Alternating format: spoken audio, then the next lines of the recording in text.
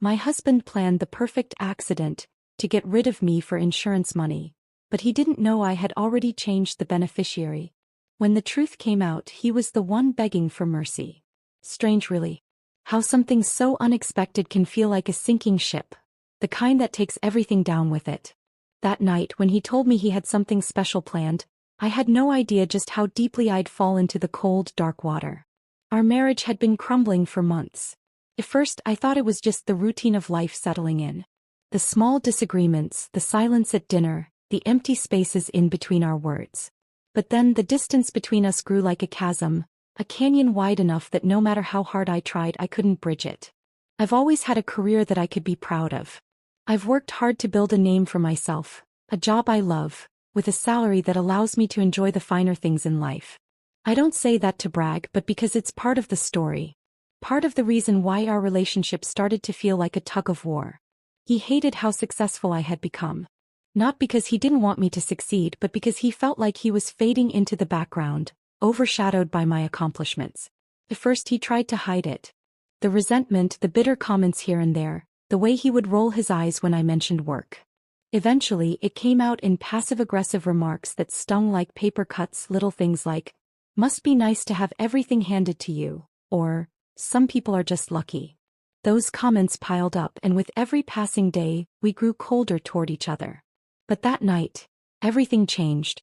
He walked in after a long day at work, his suit slightly wrinkled, his tie loosened. I had been sitting on the couch, scrolling through my phone, not really doing anything in particular. He surprised me by saying, "I've made a reservation for dinner. It's a surprise, but I think you'll like it." I looked at him confused. "A dinner? Surprise? Since when do you do surprises?" I asked, skeptical. He never really did.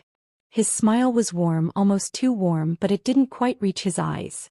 "Just trust me." There was something about the way he said it, too casual, too perfect, that made my stomach churn. But I shrugged it off. Maybe I was just being paranoid. After all, who doesn't like a surprise dinner? Maybe he was trying to make an effort. So I got dressed, though a little uneasy, but willing to let the past go for the night. When we arrived at the restaurant, I was immediately struck by the lavish decor. The kind of place where the waiters are impeccably dressed and the lighting is just low enough to make everything feel intimate and mysterious. There were candles on the tables, and the air smelled of expensive perfumes and rich, savory dishes. It felt out of place for us, like we were two strangers who had accidentally stumbled into a world that wasn't ours. I tried to ignore the uncomfortable feeling creeping up my spine as he led me to the table. He pulled out my chair, his smile still plastered on his face, and for a brief moment, it seemed like everything was okay. Like maybe we could work this out. He ordered the wine, and for once we sat in silence, just enjoying the atmosphere. But it wasn't relaxing. The silence between us was heavy, almost suffocating. Then came the toast. He lifted his glass with a smile that didn't seem to match the tension in his eyes. "To us," he said, his voice strangely steady.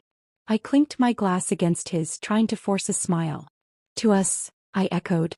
As I took a sip, I noticed something. The wine tasted too smooth. Too sweet. I'm no expert, but something about the way it slid down my throat didn't feel right. My mind brushed it off, thinking it was just a rare bottle, some fancy vintage I didn't know about. But then the sensation started. A warmth that spread through my chest and down to my stomach, too quick and too overwhelming. I set the glass down, trying to keep my composure.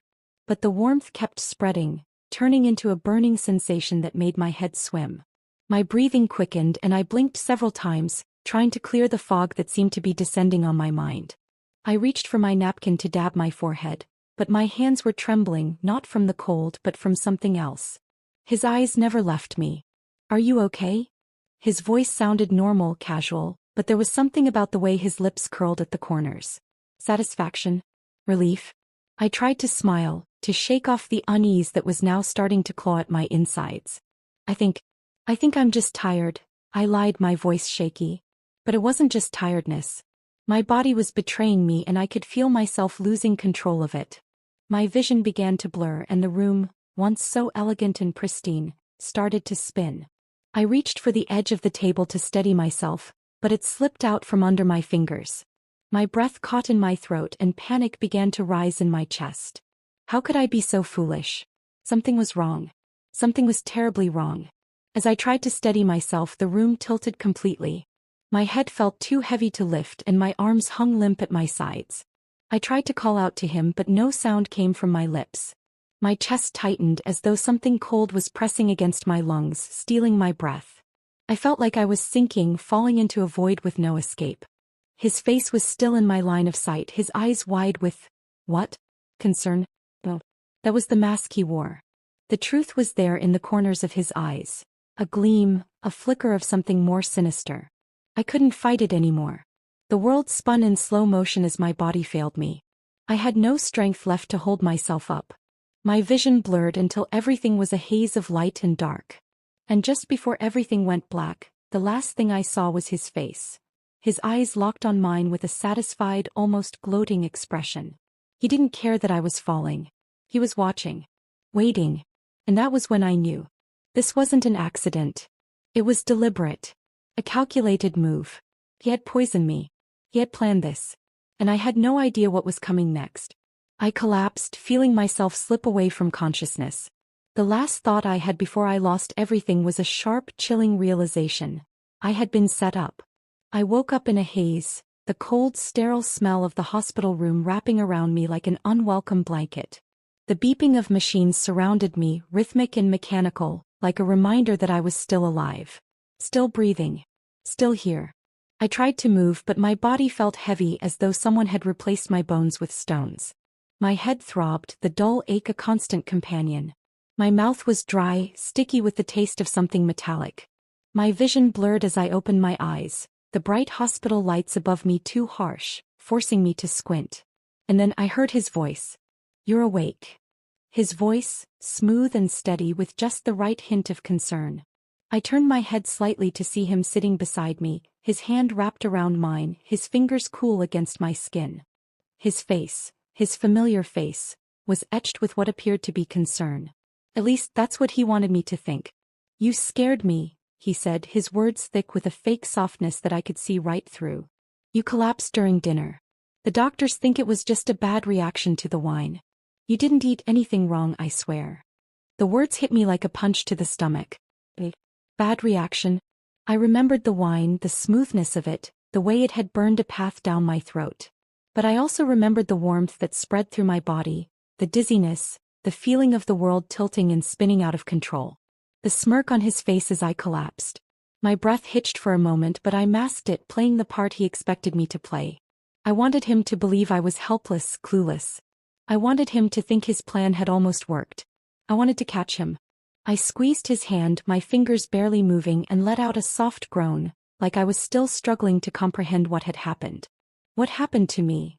I asked, feigning confusion. He nodded, his face tight like he had just taken a deep breath of relief. "It was the wine. Just an unfortunate reaction," they said. "You'll be fine, I promise." I nodded slowly, pretending to believe him, though I knew better. I could feel the weight of his words, but there was something in his eyes. A flicker of emotion that didn't quite match the calmness of his tone. Relief? Guilt? Oh, it was something else. He had expected this. He had planned it. I closed my eyes for a moment, pretending to drift back to sleep, but my mind was racing. The room spun behind my eyelids, memories flooding my consciousness like a rising tide. He had poisoned me. I knew that now. I didn't need a doctor's diagnosis to tell me that. The strange sweetness of the wine, the warmth spreading too quickly, the dizziness, it all pointed to one thing. He had planned to kill me. But why? Why no? We hadn't been close in months, our marriage reduced to nothing but a cold, distant routine. The questions swirled in my mind, but I couldn't let them take over just yet. I had to think clearly. I had to be careful. He still believed I was the same woman he could control. The woman he thought was weak. As I lay there trying to steady my breath, I heard him shift in his chair. "Don't worry," he said again, his voice too soft now, a touch of sweetness that didn't belong. "The doctor said you'll be out of here soon. Just a little rest and you'll be good as new. I'm just glad you're okay." Glad? Oh. He was relieved. He thought his plan had worked. The minutes stretched into what felt like hours, but I stayed still, eyes closed, fingers twitching just slightly under his touch. Inside, my mind was buzzing with the realization that I wasn't the only one playing this game. He was too comfortable, too confident. He thought he had succeeded. I had to keep pretending. I had to give him nothing, no clues, no slip-ups. I had to let him think he was still in control. That was the only way I could catch him. And the more I let him believe it, the more the trap would close around him. My body felt like a prison, but I forced myself to stay still, to breathe slowly. I wasn't going to give him the satisfaction of seeing me panic. He was the one who should be scared now. The door to my room opened slowly and a doctor walked in, his face obscured by a mask. I blinked and watched as he glanced at my chart, making quick notes on a clipboard. His movements were methodical, clinical, as if he had been through this exact routine 1,000 times before. He paused for a moment, eyeing my vitals on the machine beside me. "Feeling all right?" the doctor asked, his voice neutral, almost detached. I nodded weakly, forcing my voice out in a raspy whisper. "Yes, just tired." "Good, good," the doctor said, scribbling something down. "The symptoms you're experiencing seem consistent with an allergic reaction or perhaps an intolerance to something you ingested. But it's nothing serious. Just rest and hydration." His words sounded hollow, like a rehearsed line. But what caught my attention wasn't what he said, it was the way he said it. The brief glance he shot my husband as he mentioned the allergic reaction. There was something almost cautious in his eyes. I caught it, just a fleeting second of doubt in his expression. Was he just being careful, or did he suspect something? Was there something about me, about my condition, that didn't quite fit the story? I watched him for a moment, my mind ticking over every word he said. He was professional, yet there was something else. Was he playing along with my husband's narrative? Or did he know something I didn't? As the doctor turned to leave, I shifted slightly in the bed, my gaze lingering on the door. The subtle exchange between him and my husband left me with more questions than answers. I didn't have time to think on it for too long. I needed to focus on one thing for now: surviving. As the door clicked shut behind the doctor, I heard my husband shift again in his chair. He was back to that fake, sweet tone, asking if I needed anything, pretending like nothing was out of the ordinary. His presence felt suffocating, his every word a lie. But this was my moment. I needed to know more. I had to hear him slip up. For now, I stayed quiet, letting the silence settle between us. I didn't move, didn't speak. My mind was sharp, clearer than it had been in days. I could feel the faint traces of the poison still lingering in my body, but the fog in my mind was starting to clear. Slowly I began piecing everything together. This was no accident. As I lay there pretending to sleep, I couldn't shake the feeling that something else was at play here. Something much darker than just a momentary lapse in health. I had to find out what it was, what my husband had been planning all along. And I would catch him in his web of lies. In that quiet, sterile room, I made a vow to myself. I wouldn't let him get away with it. Not this time. The moment I was strong enough to move, to think clearly again, I would take back control. But for now I had to wait. The game was just beginning. The morning after the hospital, everything felt heavier. It wasn't just the weight of the poison lingering in my veins, but the realization that I had been living with a man capable of plotting my death. It was as though a veil had been lifted and the world around me felt sharp. Too sharp, almost painful. But I wasn't going to let him win. I wasn't going to be his next victim. I knew I had to act fast. Every moment I spent lying in that hospital bed, playing the helpless victim, was another moment he thought he had control. But the truth was, I was already steps ahead of him. It was time to collect the pieces of the puzzle he had so carefully crafted. My first move was to get my hands on the medical records. I knew the hospital staff would try to brush off any suspicion, claiming the cause of my collapse was a simple allergic reaction. But I wasn't buying it. There had to be more to it.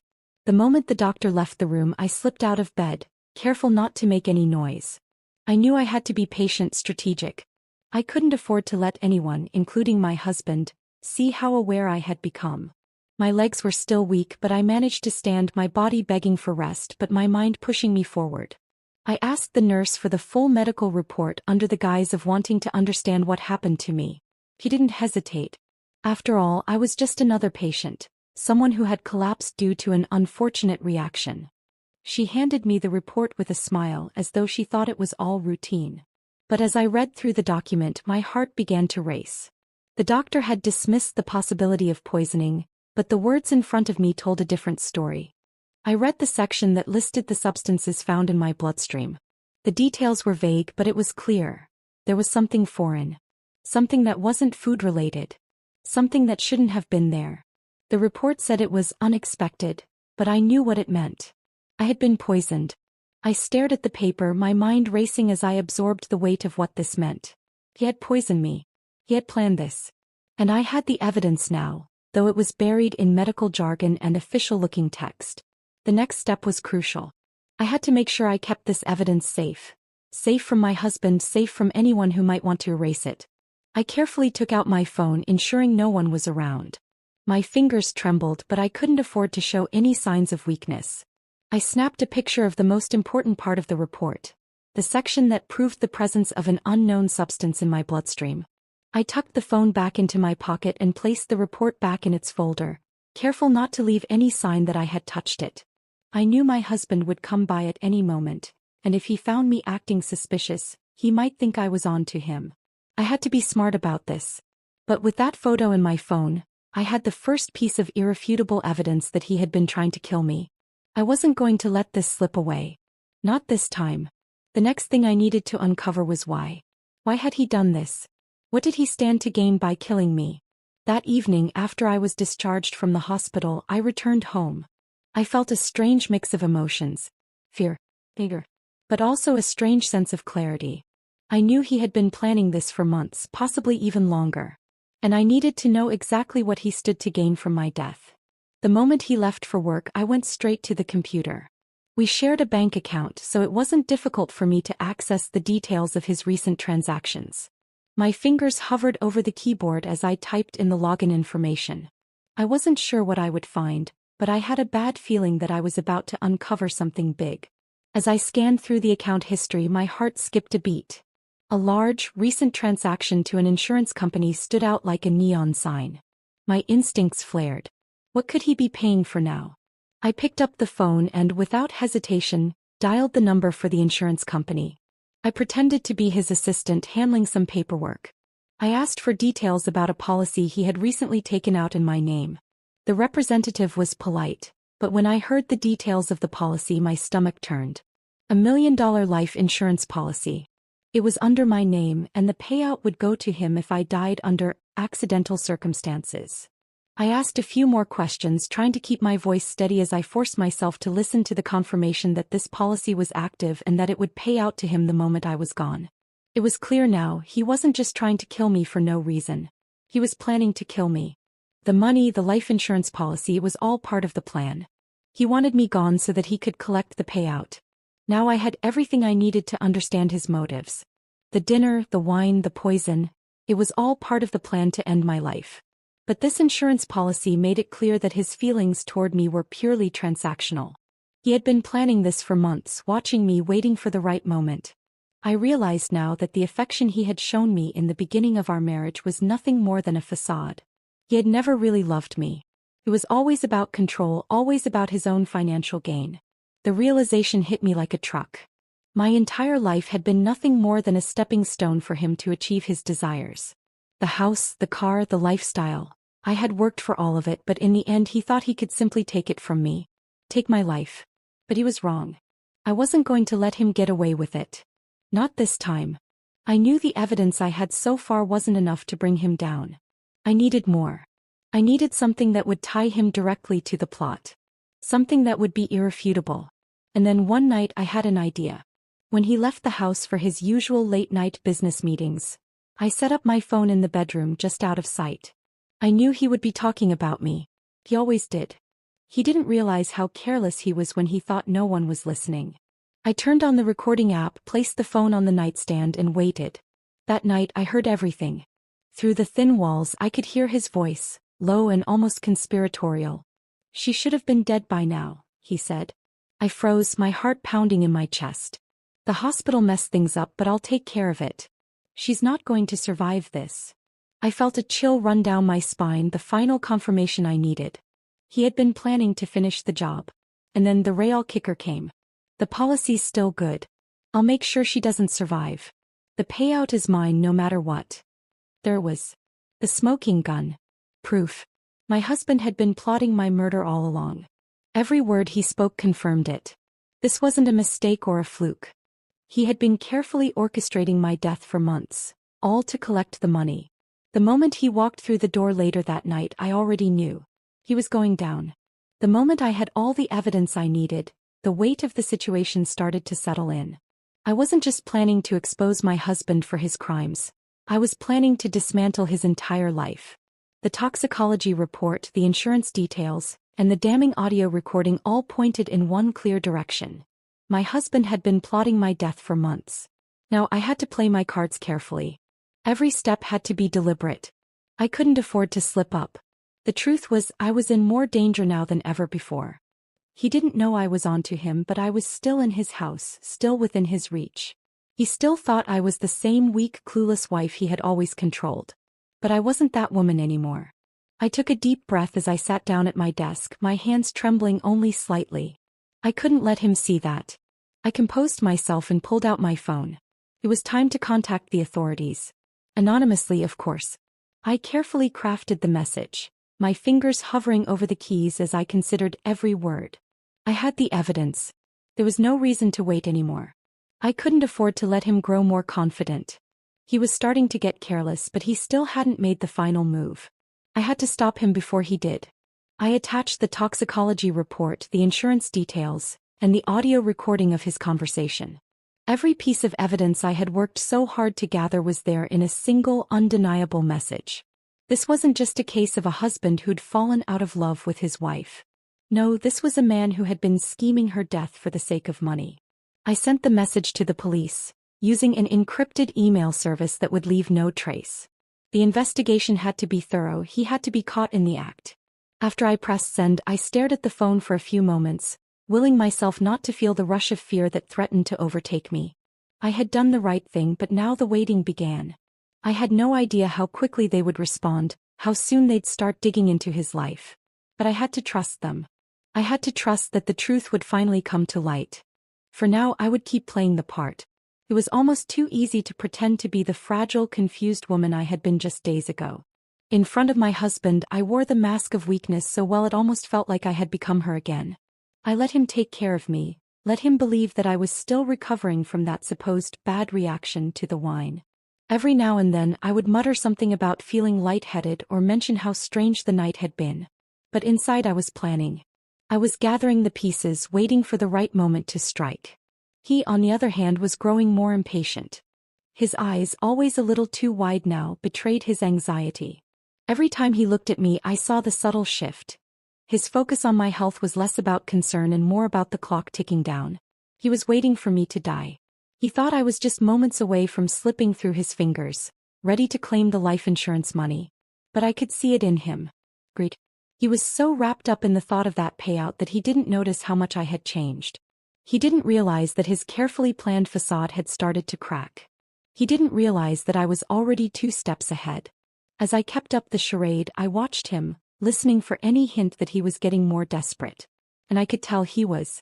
The police were working quietly, but I could feel their presence. Every day I waited, I could feel the tension in the air growing, the whispers of an investigation growing louder. I knew the police had started digging into his life. They were checking his financial records, looking for any signs of unusual activity. I had given them everything they needed to start investigating. They didn't have to go far to find out what kind of man he was. As I moved around the house, I kept feeding the police small, subtle pieces of information that could help build the case against him. I never outright confronted him, but when he wasn't looking, I'd leave out little details that could push the investigation in the right direction. I didn't want to make it too obvious. I didn't want him to catch on. So I remained calm, carefully watching every move he made, making sure to let nothing slip. The police called me a few times, asking about different things like his behavior around me, his financial habits, his relationship with his family. The more I answered, the more I realized just how much they were starting to piece together. The dots were connecting. They were getting closer to the truth. And my husband, he didn't have a clue. But as the investigation intensified, my husband began to show signs of impatience. I could see it in his eyes, the desperation growing with every passing day. He knew his plan wasn't going as smoothly as he had hoped. I could hear it in his voice, his attempts to cover his tracks. He started to push harder, trying to force things along. One night, I overheard him talking on the phone in the other room. His voice was frantic. "I don't care how you do it," he snapped, "but I need this done soon. She's supposed to be dead already. The insurance payout is mine, do you understand? My heart clenched in my chest. I had suspected that he might resort to more drastic measures, but hearing it confirmed so openly, knowing how far he was willing to go to get what he wanted, it made me shiver. But I didn't show it. I stayed calm. I let him believe that his pressure was working, that I was just a sick woman barely hanging on. I was still pretending to be weak, still pretending to be the wife he thought he had under control. But I wasn't weak. I was getting stronger with every passing day. And I knew I had one last move to make. He still didn't know that I had already sent the evidence to the police. He thought I was too frail to even think clearly. He still believed that I was just a victim ready to die any day now. His arrogance, his confidence, it gave me an advantage. He had underestimated me, and that would be his downfall. Every day he grew more complacent. He thought he had outsmarted everyone. After all, I had no memory of what happened. I was his perfect victim. Or so he thought. But he was wrong. I watched him move through the house, his usual air of superiority replaced by a thin veneer of desperation. He was getting bolder, more reckless in his actions, but he still didn't realize that I was onto him. The police were closing in. His actions were only pushing him closer to the edge. And when he finally made his next move, thinking he had won, I would be there to expose him for who he really was. The final act was near. The game was almost over. And this time I was the one in control. The moment I had been waiting for finally arrived. I sat in the living room, pretending to flip through a magazine, my hands steady even though my heart was racing. The weight of the evidence was crushing. Everything I had collected, everything I had suffered through had led to this moment. My husband still didn't know what was about to unfold. He thought he had won, that he had outsmarted everyone. But he hadn't. The police were closing in and his time was running out. The door opened and I heard his footsteps as he walked in, his voice light, casual. "Hey, you're still awake?" he asked, a false cheer in his tone. He didn't notice the change in the air, the way everything seemed heavier, more tense. I didn't respond immediately, just stared at the pages in front of me, pretending to read. His footsteps came closer and I could feel the tension between us, thick like fog. That was when it happened. The door crashed open and the sound of boots hitting the floor echoed through the house. "Police. Get on the ground." My husband froze. His face turned pale as he looked toward the door. The officers stormed in, their badges glinting under the harsh overhead lights. For a brief moment, time seemed to slow down. My husband's eyes darted between me and the officers. It was as if the realization had hit him all at once, crashing into his consciousness like a tidal wave. He was no longer the one in control. The facade he had built was crumbling in front of him. "You?" he stammered, his voice shaky. "You remember?" I didn't answer him right away. I stood up slowly, deliberately, my eyes never leaving his. His desperate attempt to salvage his plan, to deny the truth, only made me more certain of what needed to be done. I took a deep breath, and in the silence that followed, I leaned in closer, my voice low but steady. "I never forgot." His eyes widened, panic flashing across his face, but it was too late. The officers moved in, cuffing him with practiced efficiency. I didn't flinch. The weight of his actions had been building for so long, and now it was finally crashing down on him. As they read him his rights, I stood still, watching the man I had once loved lose everything in the blink of an eye. His desperation was palpable as he was led out of the house, but there was nothing he could do now. The game was over. The truth had been exposed. I watched, my heart strangely calm, as the officers took my husband away. His face was full of fear and regret. Fear of losing everything he had worked for, and regret that he hadn't seen this coming sooner. His voice wavered as he turned to me, his eyes full of disbelief. "Please, you don't understand. I didn't mean to. Please just help me." I looked at him, and for the first time in a long time I felt nothing. Not pity. Not anger. Just cold, steady resolve. He had begged for mercy before, but I had given him none. He had no mercy for me after all. He had planned to kill me for money, and now the tables had turned. He reached out as the officers dragged him to the door, his voice cracking. "Please, you have to understand, I was just trying to..." But I didn't let him finish. I stepped back, and with a final glance at the man who had once been my husband, I turned away. I was done. There was no turning back now. As he was escorted out of the house, his desperate pleas fading into the distance, I felt the weight of everything I had been carrying lift off my shoulders. The man who had once controlled my life, my emotions, my choices, was gone. And in his place I was free. The car pulled away, the officer's sirens wailing in the distance, but I didn't feel relief. Not yet.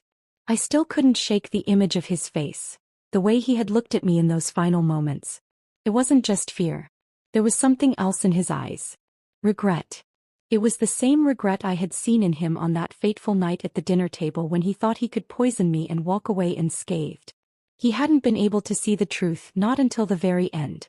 He had thought he could get away with it. But in the end, his own actions had sealed his fate. I thought about what he had said to me as they let him out. Please, you have to understand. Oh. He didn't get to make excuses anymore. The truth was finally out. His false apologies were empty. He had never seen me as a person, just a pawn in his game. But I had woken up. And now he had to face the consequences. I stood there in the middle of the living room watching the empty space where my husband once stood. The weight of the moment didn't hit me all at once. It was like a slow, quiet realization that began to spread through me, filling me from the inside out. He was gone. And with him the chains that had held me for so long. I had survived. He was arrested for attempted murder, insurance fraud, and poisoning. The charges against him were ironclad, the evidence undeniable. His carefully constructed life had fallen apart, and as the police transported him to the station, the case was already beginning to unravel. The life he had worked so hard to build, his wealth, his status, everything he thought he could secure through manipulation, was slipping through his fingers. And he would never get it back. The world seemed quieter now, lighter. It wasn't over yet, but the weight that had hung over me for so long had been lifted. Justice was being served. And for the first time in months I felt like I could breathe again. With his arrest, my life was mine again. The future that he had tried to steal from me was still ahead of me. I wasn't sure what would come next. But I knew one thing: I wasn't going to live in fear anymore. The life insurance policy that had been the catalyst for all this. He had intended to steal it from me. But it was now mine. I knew how to use it, how to rebuild. I wasn't going to let the shadows of my past control me. I would take back everything he had tried to take, and I would create a new life for myself. As I walked away from the house later that day, I didn't look back. The house that once felt like a prison, a place where every room echoed with the lies he had told me, was now just a memory. A chapter 1 had closed once and for all. I was a survivor. And this was only the beginning. The future stretched out before me, a blank page waiting to be filled. And for the first time in a long time I knew I would write my own story. The final betrayal had been his. But the victory? That was mine.